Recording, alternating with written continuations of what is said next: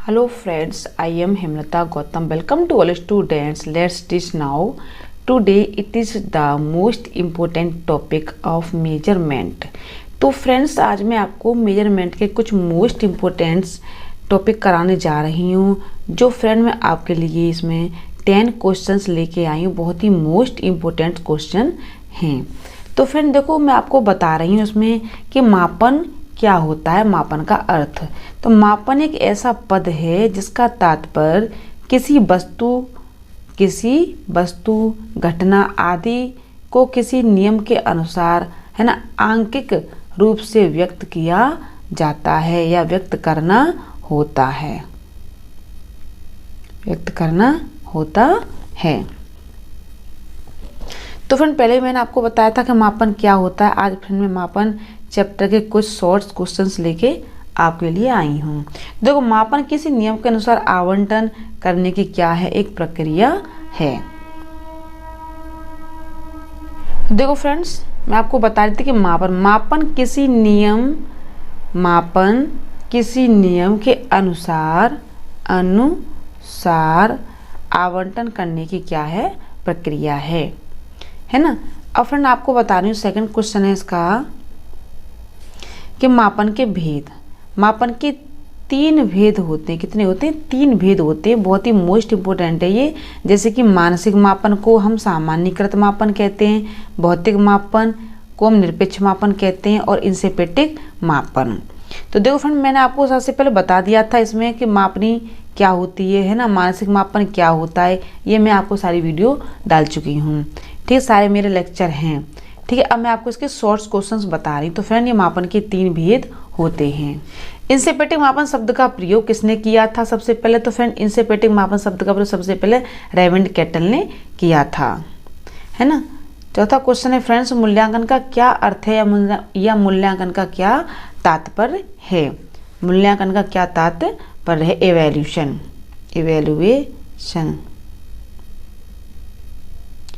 Evaluation, ठीक है। मूल्य का अंकन करना या स्थिति को जानना।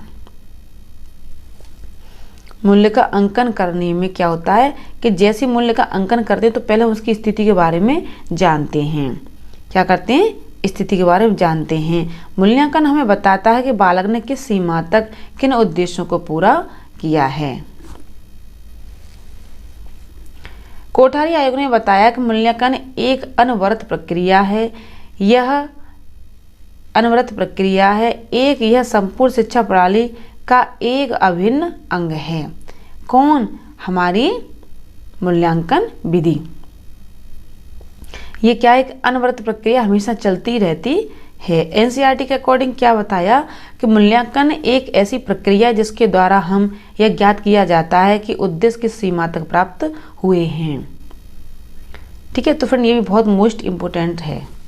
फ्रेंड मैं आपको बता रही हूँ कि मूल्यांकन से तात्पर्य, जो मूल्यांकन से हमारा तात्पर्य है कि उन क्षेत्रों से है जिसमें व्यक्तिगत परिवर्तन होते हैं, जिसमें किसका मूल्यांकन किया जाता है। इसमें प्रश्न का उत्तर सही मूल्यांकन का क्षेत्र निर्धारित करता है तथा मूल्यांकन के द्वारा हम व्यक्ति के आयामों को पता लगाते हैं कि व्यक्ति किस प्रकार के आयाम हैं, हम उनका पता लगाते हैं, ठीक है। जैसे देखो फ्रेंड, शारीरिक, बौद्धिक है ना, संवेगात्मक, सामाजिक तथा नैतिक क्षेत्रों से संबंधित होता है। आकलन का अर्थ क्या है? तो आकलन के बारे में निर्णय देना ही आकलन कहलाता है। आकलन का क्या अर्थ है? किसी के बारे में निर्णय देना ही आकलन कहलाता है। आकलन को फ्रेंड हम क्या कहते हैं? असेसमेंट कहते हैं। लोगों से सूचना एकत्रित करने की क्या है? लोगों से सूचना एकत्रित करने की यह एक प्रक्रिया है। आकलन मूल्यांकन का एक छोटा रूप होता है। क्या होता है? एक छोटा रूप होता है। इरविन ने कहा कि आकलन छात्रों के व्यवस्थित विकास के आधार का एक अनुमान है। यह किसी भी वस्तु को परिभाषित कर चयन करता है, रचना करता है, संगणन करता है, विश्लेषण, व्याख्या व सूचनाओं का उपयोग कर या प्रयोग कर छात्र विकास तथा अधिगम को बढ़ाने का क्या करता है? यह एक काम करता है या यह एक क्या है? प्रक्रिया है। जैसे कि रचना करवाता है, ठीक है, संग्रहण करता है, विश्लेषण करता है ना, व्याख्या करता है, सूचनाओं को एकत्रित करता है। तो फ्रेंड ये सारी चीज़ें किस में आती हैं, हमारे आकलन में आती हैं। आकलन के प्रकार है ना, निर्माणात्मक आकलन या संरचनात्मक आकलन को हम फॉर्मेटिव असेसमेंट कहते हैं। योगात्मक आकलन या संकलात्मक आकलन को हम सम्मेटिव असेसमेंट कहते हैं, है ना। निदानात्मक आकलन को फ्रेंड हम डायग्नोस्टिक असेसमेंट कहते हैं। क्या कहते हैं फ्रेंड, डायग्नोस्टिक असेसमेंट कहते हैं।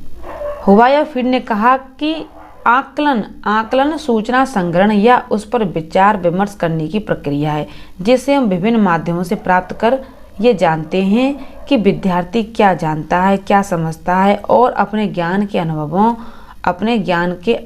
के द्वारा प्राप्त ज्ञान को सीखता है ना। विश्वसनीयता, वैधता, मानवीकरण, ठीक है, उपयोगिता और व्यवहारिकता।